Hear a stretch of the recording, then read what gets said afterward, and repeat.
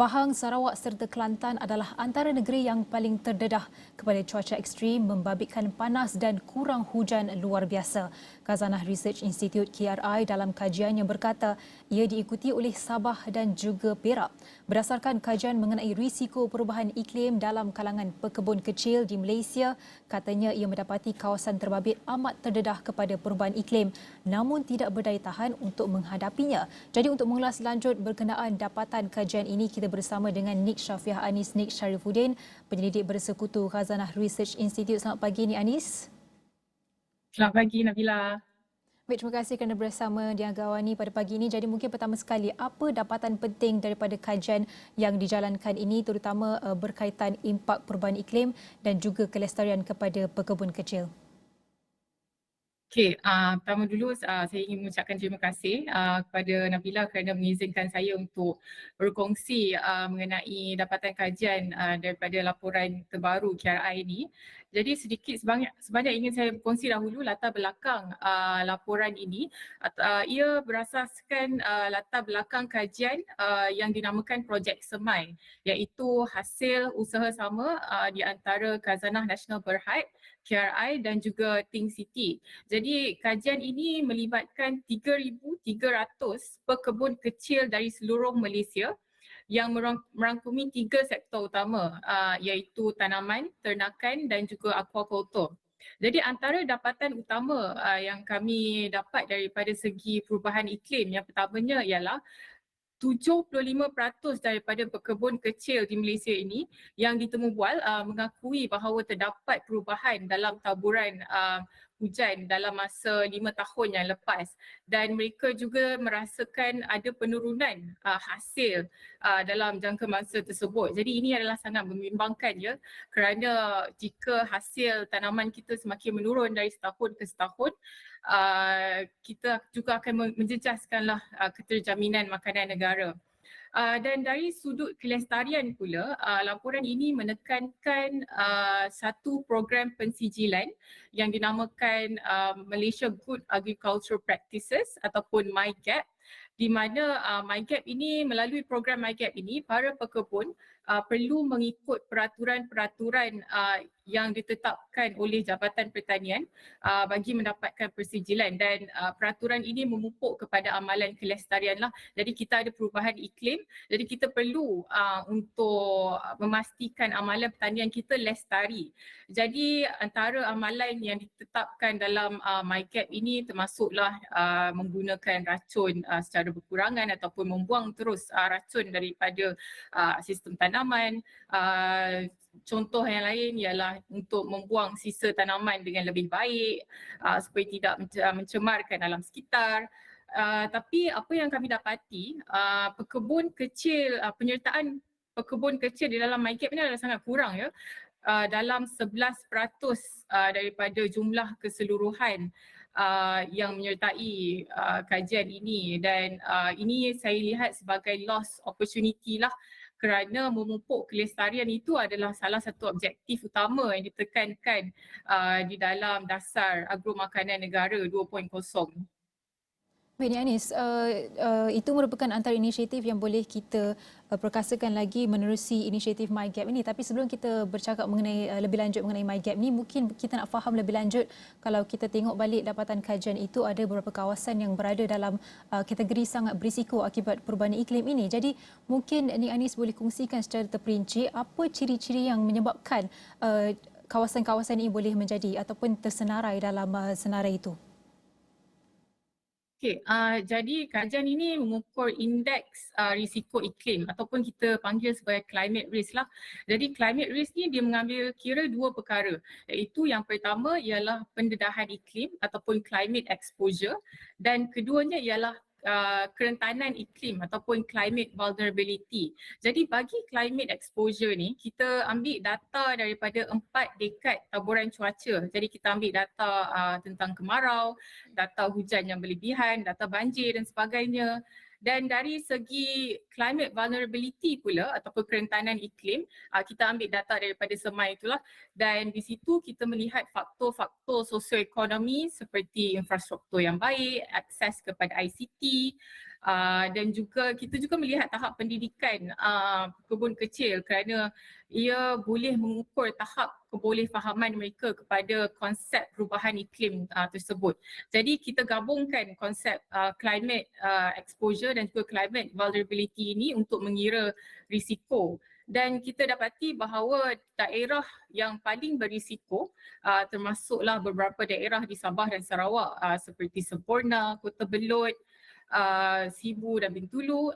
Bagi Semenanjung pula, daerah seperti Gua Musang, Pasir Mas, Temerloh, Cameron Highland, Rauk, Kuantan, Jerantut dan sebagainya.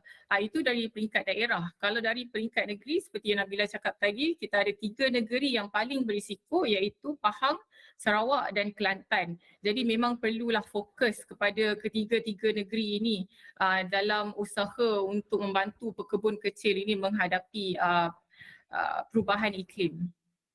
Jadi memandang kerapan untuk kita menyelesaikan masalah ini, mungkin apa bentuk cadangan dasar yang boleh kita lakukan dalam memastikan kemampanan bagi permasalahan ini, Nik Anis? Okey.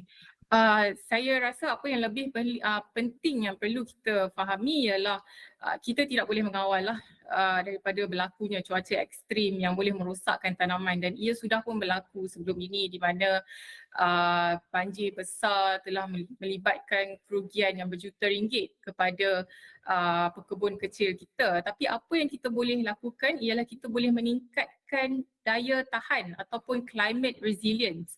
Jadi antara cadangan dasar yang diketengahkan dalam program ini, dalam laporan ini adalah meningkatkan sokongan kewangan dan juga teknologi, dan terutamanya dalam mengatasi banjir dan hujan yang berterusan, dan ia perlu berfokus terlebih dahulu kepada daerah dan negeri yang berisiko tinggi seperti yang saya maklumkan sebentar tadi. Dan keduanya, dengan memperbaiki faktor sosioekonomi di negeri-negeri yang saya sebutkan tadi, terutamanya dari aspek pendapatan isi rumah, dan juga mungkin boleh memperkenalkan pendapatan sampingan selain pertanian supaya sekiranya ada berlaku banjir besar atau sebagainya, kebun kecil ini mereka masih lagi boleh meneruskan kelangsungan hidup dan boleh tidak bergantung semata-mata kepada pendapatan dari hasil pertanian.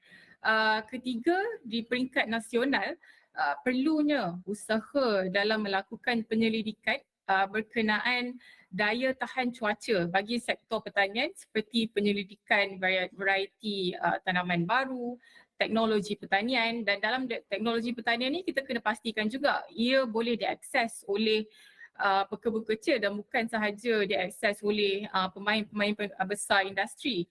Dan selain itu, amalan mampan dalam pertanian juga perlulah diterapkan supaya kita tidak terus dan terus menyumbang kepada perubahan iklim ini. Okey, baik. Itu berkenaan bagaimana untuk kita menyelesaikan isu itu. Tapi tadi Nik Anis ada sebutkan tentang inisiatif MyGap ataupun skim pensijilan amalan pertanian baik Malaysia, dan ini akan beri manfaat kepada pekebun-pekebun kecil kita. Tapi penyertaan itu kurang seperti yang disebutkan tadi. Tapi mungkin apa cadangan dasar yang boleh kita, macam mana kita nak galakkan penyertaan dalam kalangan pekebun kecil ni sebenarnya? Okey, kami memang melihat program MyGap ini adalah sangat pentinglah, dan ia juga mempunyai banyak manfaat sebenarnya dalam meningkatkan ataupun memperbaiki amalan pertanian. Jadi antara cadangan dasar yang kami ketengahkan untuk meningkatkan penyertaan pekebun kecil dalam MyGap, satunya kami mencadangkan untuk menjalankan lebih banyak program intervensi bagi memperkenalkan program MyGap ini, kerana apa yang kami dapati daripada projek semai ini, pekebun kecil ni bukan mereka tidak mahu mendapat pensijilan, tapi mereka lebih kepada tidak tahu apa itu MyGap, macam mana nak apply, apa kebaikan-kebaikan yang mereka boleh dapati daripada mempunyai MyGap.